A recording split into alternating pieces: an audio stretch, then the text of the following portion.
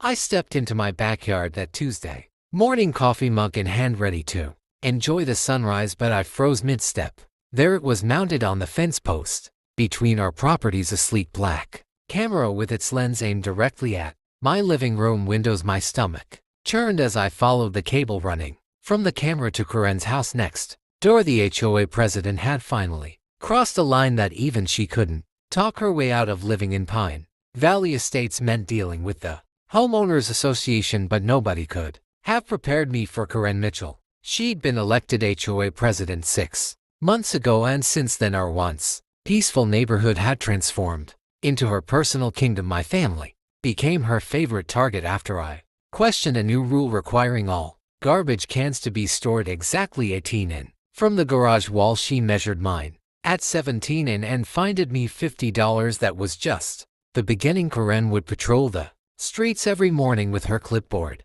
documenting violations that existed only in her imagination. My daughter's chalk drawings on our own driveway and a warning for defacing community property. The tomato plants in my backyard were deemed agricultural violations. She even complained that my car's shade of blue was too vibrant for the neighborhood aesthetic, but installing surveillance cameras pointed directly into my home was something entirely different. This wasn't about petty HOA violations anymore. This was about my family's privacy and safety. I spent the next 3 days documenting everything. I took photos from multiple angles showing how the cameras were positioned to capture the interior of my home. I noticed there were actually 3 cameras, one aimed at my living room, another at my daughter's bedroom window, and a third covering my backyard patio. I researched local and state laws and discovered that recording someone inside their home without consent constituted criminal invasion of privacy. In our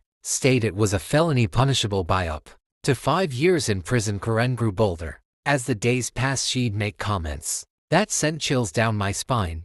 "Your daughter really should close her curtains when she changes," she said one morning, her voice dripping with false concern. "And that movie you watched last night seemed awfully violent, not very family-friendly." My hands clenched into fists, but I kept my composure. Every word she spoke was more evidence of her illegal surveillance. I compiled everything into a folder, printed screenshots of the state statutes, photos of the cameras, and a detailed log of Corinne's comments. Then I drove to the police station. Detective Rodriguez listened carefully as I explained the situation. His expression grew increasingly serious as I showed him the evidence. "This is textbook invasion of privacy," he said, shaking his head. "And if she's been recording especially a minor's bedroom, we're looking at multiple felonies." The investigation moved quickly. Within 2 days, Detective Rodriguez called to inform me they'd obtained a warrant to search Corinne's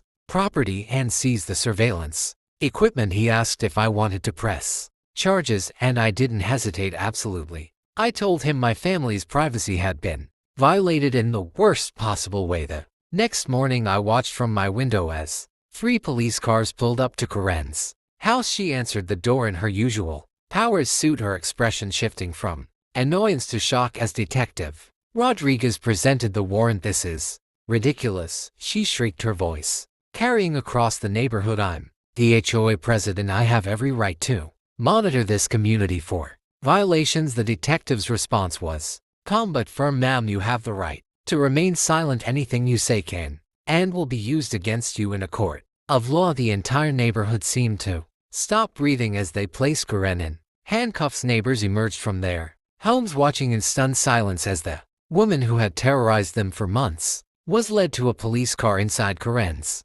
house. Investigators found a sophisticated surveillance setup.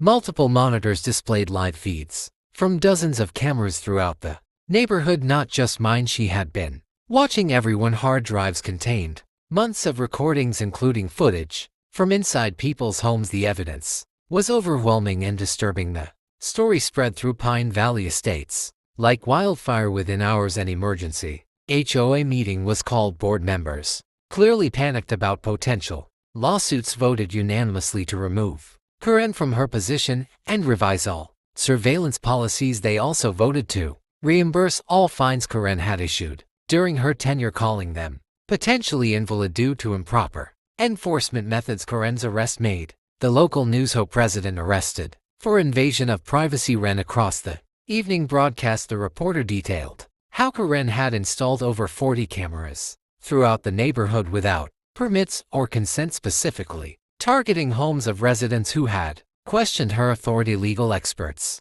on the program explained that she faced multiple counts of unlawful surveillance, each carrying up to 5 years in prison. At her arraignment, Karen tried to justify her actions. She claimed she was protecting property values and ensuring compliance with HOA rules. The judge was not impressed. Installing cameras aimed into private residences, especially bedrooms, is a serious violation of privacy laws. He stated the fact that you recorded and stored this footage shows deliberate criminal intent.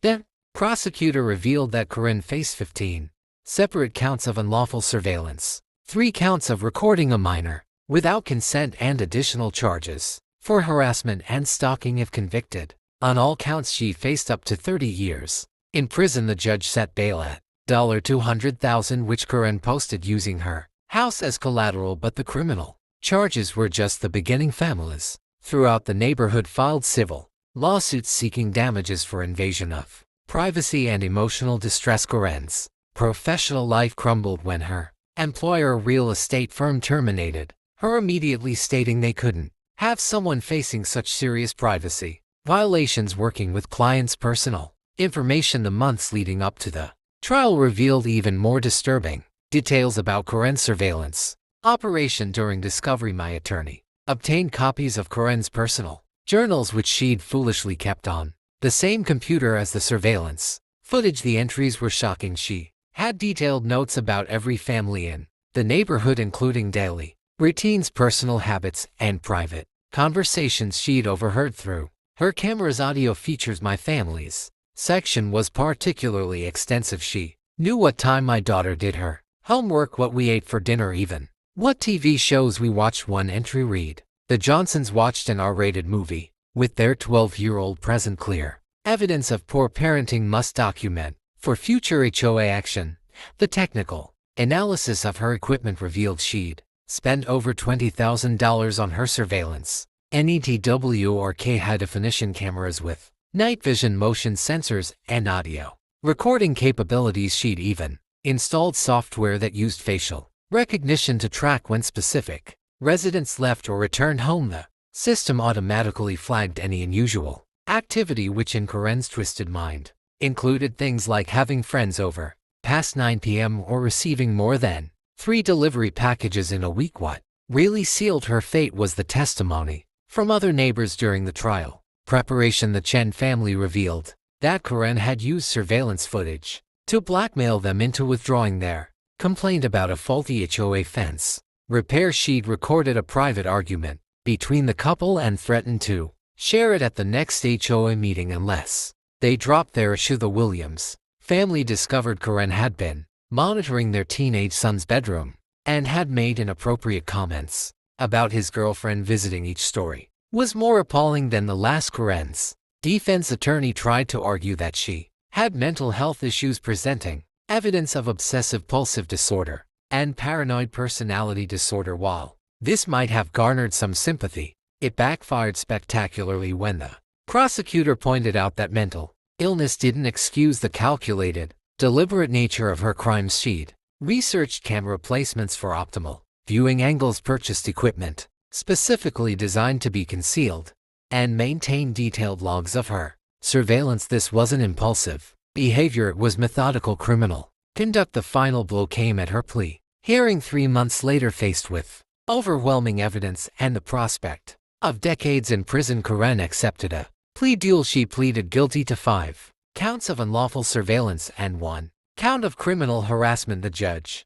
sentenced her to 3 years in prison, 5 years of probation, and ordered her to pay $50,000 in fines plus restitution to all affected families. Additionally, she was permanently banned from serving on any HOA board and prohibited from owning or operating surveillance equipment beyond basic home security systems. Her real estate license was revoked and she was required to register as a privacy offender in our state's new database. As the judge read the sentence, Karen's carefully maintained composure. Finally, Cracked, she sobbed uncontrollably, her body shaking as the reality of her situation hit her. 3 years, she whispered in disbelief, her voice barely audible through her tears.